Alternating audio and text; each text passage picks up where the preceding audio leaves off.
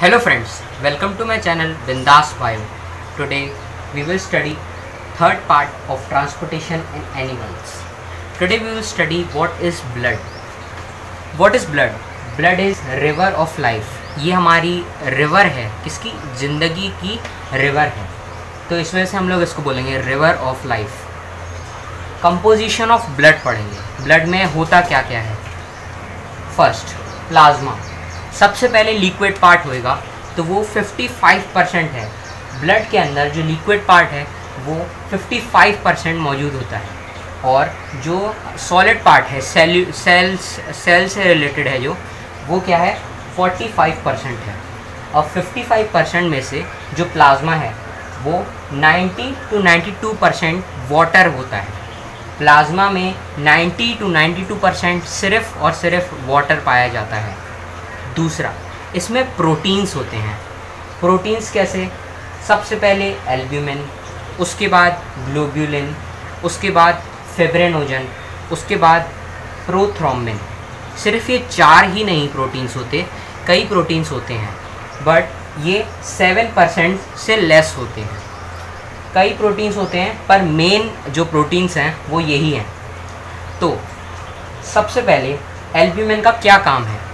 ये osmotic pressure, blood का osmotic pressure क्या करता है? मेंटेन रखता है.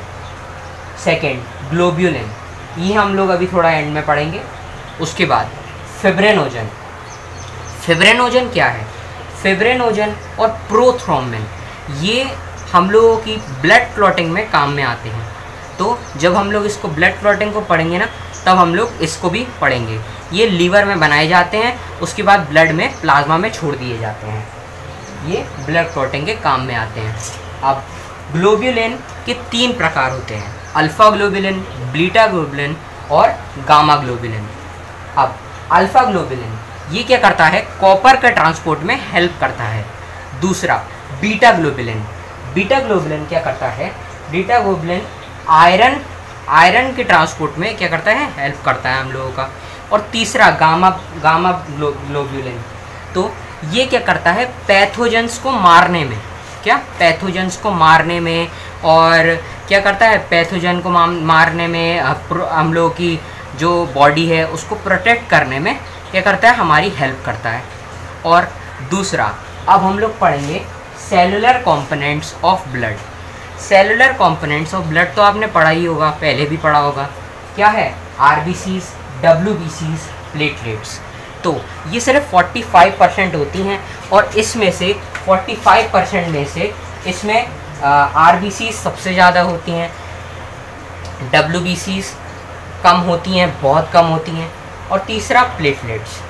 ठीक है, तीसरा प्लेटलेट्स भी बहुत कम होती हैं. अगर हम लोग सेंट्रीफ्यूगेशन करें ब्लड का तो हम लोगों को ये बहुत कम, एक छोटी सी पतली सी लेयर मिलेगी. तो आरबीसीज, डब्ल्यूबीसीज, प्लेटलेट्स. प्लेटलेट्स क्या हैं? मान लीजिए एक सेल है जो कि एक कांच की प्लेट है बहुत बड़ी सी. उसको आपने अगर नीचे फेंका तो वो पीसेस में टूट जाएगी, पार्टिकुलर नेचर शो करेगी. तो जो आप मान लीजिए बड़ी सेल्स के छोटे छोटे फ्रेगमेंट्स होते हैं, उसको ही प्लेटलेट्स बोलते हैं. इन सब में से, पूरे सब में से सिर्फ डब्ल्यूबीसीज के पास क्या होता है? न्यूक्लियस होता है. और आरबीसीज के पास, आपको पता है कि आरबीसीज इनन्यूक्लिएटेड होती हैं.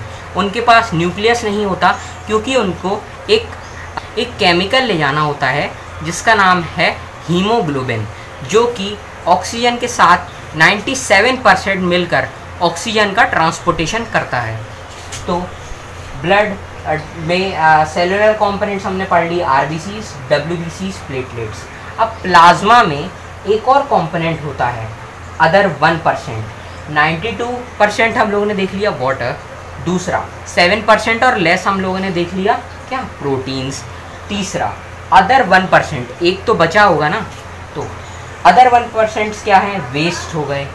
क्या हो गए? दूसरी चीज़ क्या हो गई? गैसेस हो गई. तीसरी चीज़ सॉल्ट्स हो गए. चौथी चीज़ हार्मोन्स हो गए, फूड हो गए. मतलब जो भी हम लोग गैसेस इनहेल करते हैं वो इसमें आ गया. दूसरी बात, जो भी वेस्ट मटेरियल होते हैं वो भी ब्लड में छोड़े जाते हैं, तो वो प्लाज्मा के वाटर कंटेंट में ही होते हैं, क्योंकि ये लोग वाटर से बहुत अच्छी तरह से क्या होते हैं, डिजॉल्वेबल होते हैं। और तीसरा फूड, जो भी फूड एब्जॉर्ब होता है वो भी क्या होता है, ब्लड के अंदर ही होता है।